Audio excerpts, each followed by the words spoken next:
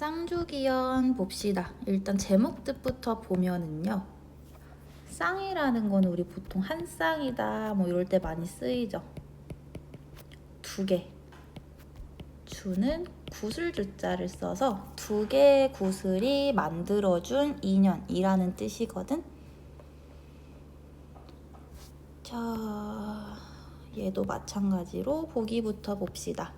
쌍주기연은 중심인물의 애정서사를 바탕으로 임금이나 주인에 대한 충성, 부모에 대한 효, 여성의 절개라는 당대의 보편적 가치를 수호하는 모습을 담아내고 있다. 이 과정에서 보조인물이 사건 전개에 능동적으로 개입하여 중심인물의 애정서사에 도움을 주거나 보편적 가치를 훼손하는 악인형 인물과 대립하여 작품의 주제의식을 형상화하는 데 기여하는 모습을 보인다. 수업 듣고 문제 풀을 때 여기에 나오는 보조인물이랑 악인형 인물 한번 누군지 찾아서 밑에 써보도록 하세요. 본문 볼게요. 서공자는 부모 생각이 더욱 간절해졌다. 자, 고전소설이 어려운 이유가 일단 이름이 나오는데 여기에 대해서 직책도 같이 나와. 그리고 성별이 확실하지 않은 경우도 있고 누가 누구의 가족인지, 누구랑 누가 남매고 자매인지 이런 가족 관계도 딱 두드러지게 나오지가 않아서 얘네들을 잘 파악하는 게 일단 고전소설을 잘 읽을 수 있는 방법이야. 자, 서공자라는 거는 이름은 아닌 것 같아. 얘는 직책이고요. 주인공의 이름은 서천응이에요. 그래서 어디는 뭐 서천응, 어디는 서공자 요렇게 묘사가 될 건데 다 같은 사람을 지시하는 거라고 생각하고 읽어줘야 돼. 서공자는 부모 생각이 더욱 간절해졌다. 그런 거 보니까 지금 서천응은 엄마 아빠랑 떨어져 사는 상황 같아.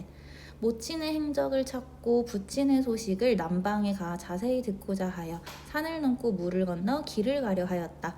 왕공자가 말리며 말했다. 서공자랑 왕공자는 둘이 친구 사이인가 봐. 형은 다만 공부에 힘써 과거에 급제하면 자연 알 것이니 어찌 작정한 방향도 없이 세월을 헛되이 보낼 수 있으리요. 얘네 공부하면서 만난 사이 같은데 같이 공부해야 되는 지금 시기인데 서공자가 부모님 생각 때문에 집중도 못하고 부모님만 찾으러 정신 팔려있고 이러니까 왕공자가 이렇게 얘기를 합니다. 왕공자가 권유하며 떠나지 못하게 하니 서공자가 그대로 머물러 있었다. 이때 서공자가 구슬을 넣은 비단주머니가 헤어진 것을 보고서 석파에게 그 비단주머니를 보여주며 똑같이 하나를 새로 지어달라고 하니 석파가 말했다. 석파가 아마 여기서 노파 얘기하는 것 같아. 늙은 여자 하인? 석파가 이렇게 얘기해요. 이것을 지어 뭐 하려고 그래? 서공자가 눈물을 흘리면서 구슬에 관한 내력을 말하니 석파 또한 왕소저의 구슬에 관한 이야기를 알고 있어서 놀라며 말했다. 자, 왕소저라는 인물이 등장을 하는데 우리 위에서 왕공자 있었지. 공자라는 거는 이거 그냥 상식으로 외워두세요. 보통 남자한테 붙이는 약간 호칭 같은 거고 소저라는 거는 소녀 요렇게 여자한테 붙이는 호칭 있잖아. 얘는 여자한테 주로 붙여.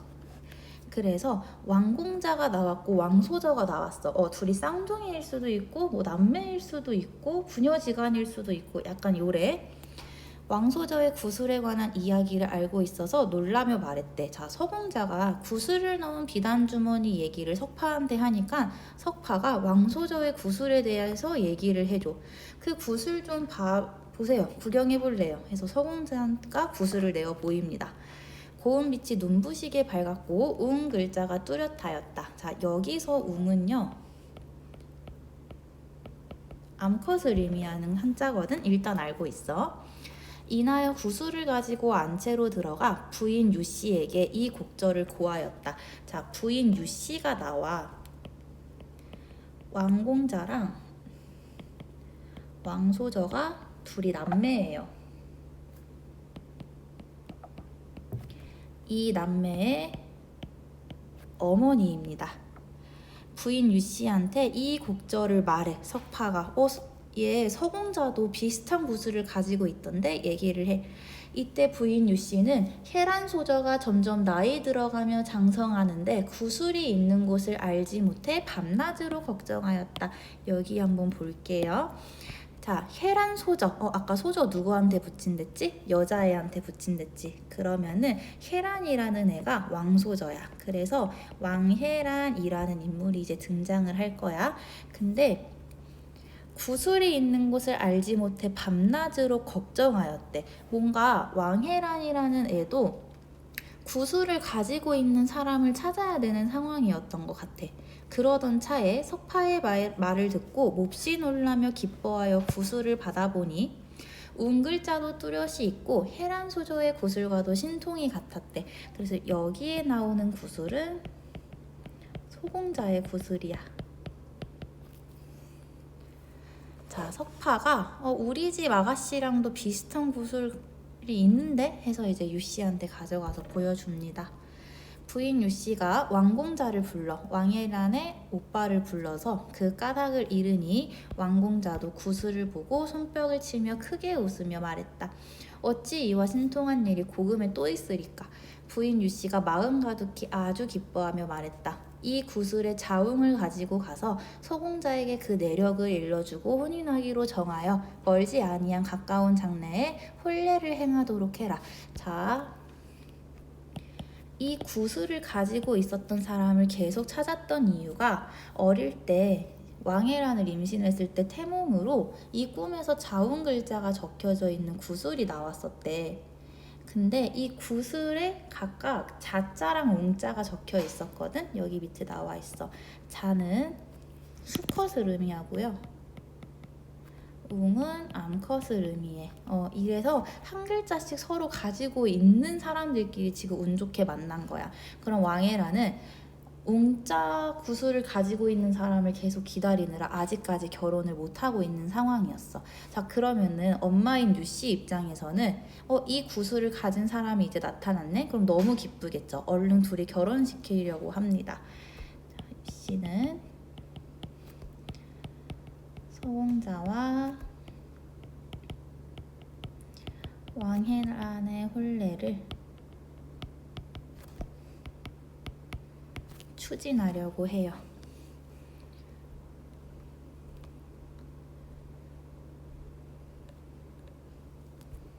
왕공자가 자웅의 구슬을 가지고 사랑채에 나아가 서공자를 향해 말했다. 자, 그러면은 자웅의 구슬이라는 거는 서공자가 왕혜란과 인연을 맺게 될 것을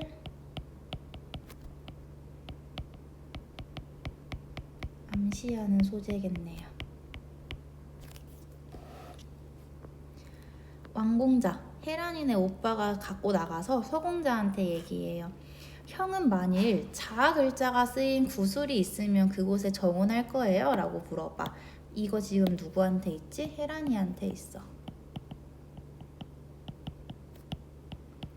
그래서 지금 서공자가 남자야. 왕혜란이 여자야. 얘는 암컷 글자가 쓰인 웅자가 새겨진 구슬을 갖고 있고 혜란이는 수컷 글자 자자가 새긴 구슬을 갖고 있어. 그래서 왕공자가 슬쩍 떠봐. 자 구슬 있으면 그곳에 정혼할 거냐고. 서공자가 어떠한 곡절인지도 모르고 웃으며 말했다. 얘는 지금 석파한테 나 구슬 주머니 바느질 좀 해주세요 라고 줬다가 괜히 자기 구슬 보고 애가 놀린다고 생각을 해. 형은 지나치게 조롱하지 말라. 소재도 미덥지 아니한 일인 줄은 알지만 부모님께서 주신 물건이니 버리지 못할 것이라서 몸에 지니고 있었다. 마침 구슬을 넣은 비단 주머니가 해졌기 때문에 석파에게 고쳐달라고 하였으니 실없는 석파가 널리 퍼뜨려 형에게 조롱을 받음이로다. 이렇게 얘기를 합니다. 자, 여기 소재라는 말이 잠깐 나오는데 이런 것도 많이 나와. 말하는 이가 자기를 낮춰서 말하는 거야.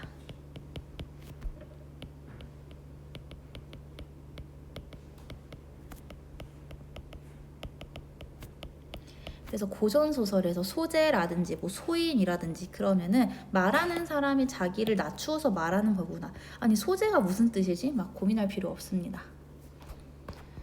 왕공자가 구슬 자웅을 내어놓고 말했다. 헤란이 구슬까지 이제 보여줘요. 다름 아니라 나에게 누이 동생이 있는데 얘 누구야? 헤란이죠. 나이가 15이래요. 15인데 지금 시집 보내려고 이러고 있어.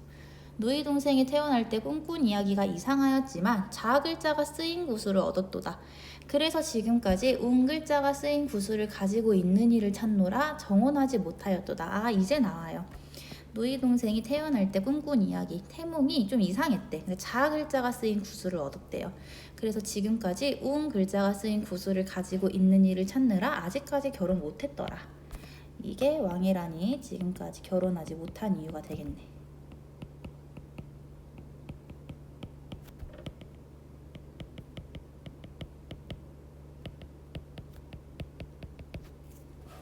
그랬는데 누가 형에게 이 구슬이 있을 줄 생각했으랴. 누이 동생은 비록 배운 것이 없으나 사람됨이 영민하고 지혜로워 군자의 아내는 감당할 것이니 형은 쾌히 허락해라. 이렇게 계속 설득하고 있어.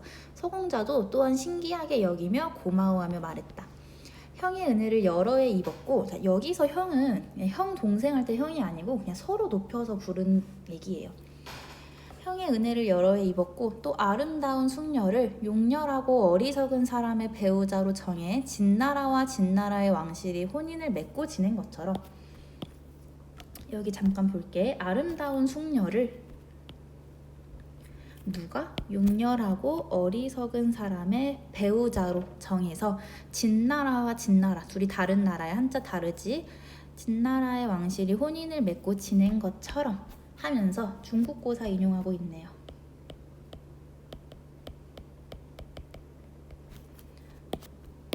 자, 그러면서 혼인 자체에는 긍정적이야.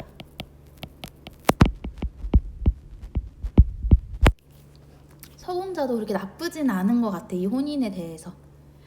아주 가까운 정의를 맺고자 하시니 어찌 사양하리오만. 뭔가 다른 얘기를 할 것 같죠. 소재는 나는 이 세상의 죄인이래요. 왜? 부모의 생사를 모르는데 다만 혼인하려는 마음을 생각할 수 있으리요. 얘가 생각했을 때는 지금 우리 부모님의 생사를 내가 모르기 때문에 불효를 저지르고 있다고 생각하고 내가 이렇게 불효자인데 어떻게 결혼을 할 수가 있겠냐라고 얘기를 하고 있어. 자, 이게 서공자가 혜란과의 혼인을 거절하는 이유야. 자, 근데 아까 보기에서 이런 내용이 있었어요. 임금이나 주인에 대한 충성, 부모에 대한 효, 여성의 절개라는 가치를 수호하는 모습을 담아내고 있다고. 그러면 이 부분은 부모에 대한 효가 드러나고 있다고 볼 수가 있네. 서공자는 효를 실천하는 인물이야. 구슬은 소재 또한 부모님으로부터 받은 것이라 신기하오나 부모님의 소식을 듣기 전에는 혼인하려는 마음을 두지 않으리이다. 형은 다시 말을 하지 마소서. 혼인 자체에는 긍정적이었지만 그래도 거절을 합니다. 근데 왕공자가 말해요. 형의 말은 사리에 맞지 않아. 이치에 맞지 않아. 자친 우리 부모님의 소식을 모르니 실로 사람의 자식으로서 뼈에 사무치게 고통스러운 일인 거는 이해하지만 너가 장가를 들지 않으면 조상 대대의 재산은 어떡할 거고 마땅히 서둘러 장가를 들어서 부모 소식을 알아보는 게 옳은 데다가 또 조상에게 죄인 되는 것도 면할지니 거듭거듭 생각해 보세요 라고 계속 설득합니다. 자, 여기까지가 왕공자가 서공자를 설득하는 근거가 되겠고요. 그리고 대괄호로 묶은 부분이 왕공자의 설득 부분이 되겠네. 중략 부분 줄거리 볼게. 서공자와 왕공자는 둘 다 과거에 합격하고 천자의 허락으로서 서공자와 왕혜란이 결국 혼인하게 됩니다. 이후 서공자는 남만으로 출정하는 한편 결혼을 했는데 와이프를 두고 남만이라는 데로 떠나게 돼, 일을 하러. 한편 제왕이 왕해란을 흠모해 납치하려 한다. 발음이 너무 힘드네요. 차설. 제왕은 물의 배를 보내어 왕씨를 데려다가 후원의 깊은 별당에 들이고서 매우 기뻐하고 즐거워하여 들어가 소절을 보았다. 차설하고 시작해요. 고전소설에서 많이 나옵니다. 자, 뜻 좀 적어두세요. 앞서 이야기하던 내용을 그만두고 화제를 돌려 다른 이야기를 꺼냄.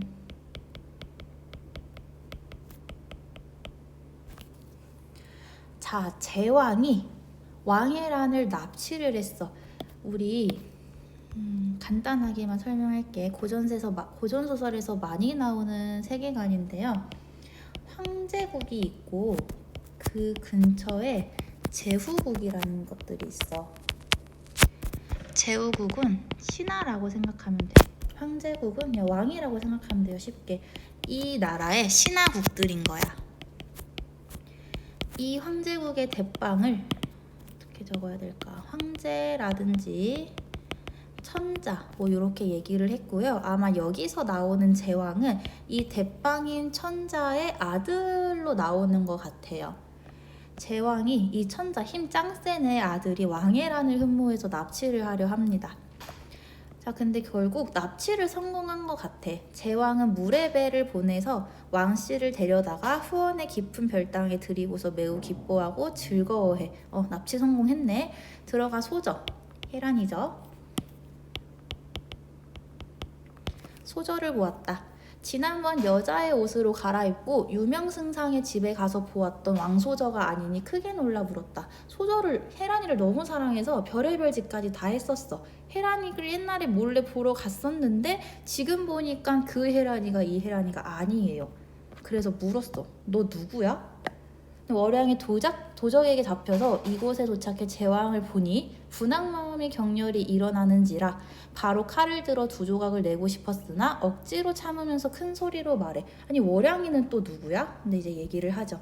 나는 서원수의 부인의 12월향이요. 서원수의 부인이 즉 해란이었죠. 얘가 이제 과거에 합격해서 새로운 직책을 받게 돼. 그게 원수라는 장군의 직책 중에 하나예요. 그래서 서원수, 얘가 곧 서천은, 또 뭐 있었어? 서공자, 싹 다 같은 애들. 서원수의 부인인 시비는 여자 종을 말해. 여자 하인. 월양이가 지금 해란이인 척하고 여기 대신 와 있는 거였어. 우리 부인이 비록 여자이지만 모든 일을 헤아리는 것이 귀신 같다오. 황난이 친히 와 사내 종들에게 술 먹이는 것을 보고 그날 밤에 병고가 있을 줄 짐작하시고 얘 납치당할 거 알고 여자 종을 대신 보내요. 월양이를 대신 보내서 나를 대신 있게 한 뒤에 부인은 몸을 피하셨나이다. 제왕은 당당한 만승천자의 금지우격, 여기서 말하는 얘가 황제 대빵. 금지우겸은 보통 하나밖에 없는 아끼고 소중한 자식을 얘기해요. 황제의 자식이고 천승군한 이건을 어찌 차마 이같이 어질지 못하고 의롭지 못한 일을 자행하시나이까. 너 이렇게 대단한 사람이면서 왜 이런 짓을 꾸민 거야? 라고 물어봐. 일반 백성의 범상한 여자라도 그렇게 하지 못하겠는데 군부의 명을 꾸며 만들고 불측한 마음을 품어서 감히 조정의 경상가 부인을, 이건 지금 서원수가, 조정이라는 거는 나란 일 생각하면 되고 경상가도 조금 높은 직책 말하는 거거든요. 서원수의 부인을, 그냥 일반 백성도 아니고 감히 나란 일 하는 서원수의 부인을 밝은 대낮에 도적하고자 납치하고자 했으니 어찌 처벌이 없으리요 라고 계속 꾸짖고 있어. 죄는 개인의 사사로운 사정으로 봐주는 것이 없나니 옛날 진나라 상황은 태자가 법을 범하자 그 스승까지 형벌하였나니 제왕은 어찌 몸을 보전하려 하오. 여기서도 우리 앞부분과 공통점이 하나 있어요. 옛날 진나라 상황은 태자가 법을 범하자 어쩌고 저쩌고 얘기해. 여기서도 중국고사를 언급하고 있네. 자, 그러면서 은근슬쩍 제왕한테 뭐를 얘기해? 너 벌 받을 거야 라고 경고하고 있어요.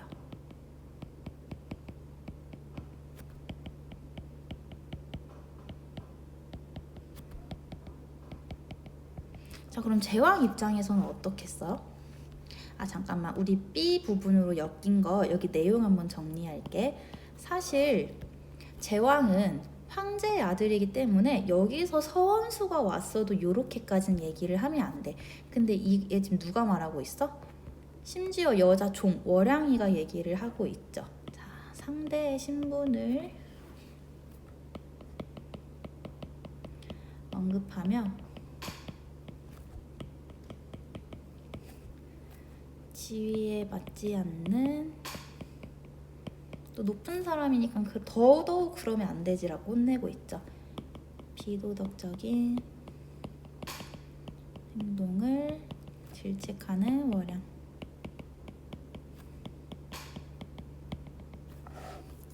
이 내용이 B로 묶인 부분의 내용이었고요.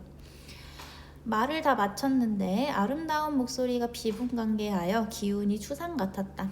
제왕이 한편으로는 왕소절을 잃은 것을 분하게 여기고 다른 한편으로는 월양의 꾸짖음에 크게 화를 내었다. 그치? 얘 입장에선 자존심이 상하겠죠. 그래서 국노에게 명하여 월양을 잡아매어 죽이고자 하였지만 월양이 조금도 겁내지 아니하고 말했다. 나는 주인을 위하여 죽으려 하나니 빨리 죽이소서. 자, 우리 보기에서 봤던 충성효 절개 중에 여기서도 두드러지는 게 하나 있죠. 주인에 대한 충성이 드러나네요.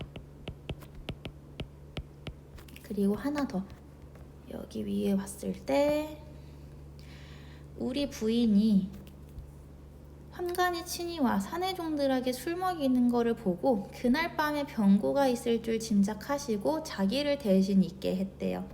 제왕이 자기한테 찝쩍거리는 걸 미리 알고 있었겠죠. 근데 얘는 이미 결혼한 신분이지. 그렇기 때문에 이 부분에서 해랑이도 여성의 절개를 지켰다고 볼 수 있겠다. 쌍주기형 끝. 문제 풀어보시고 선지 분석 간단히 해보시고 변형 문제까지 풀어보세요.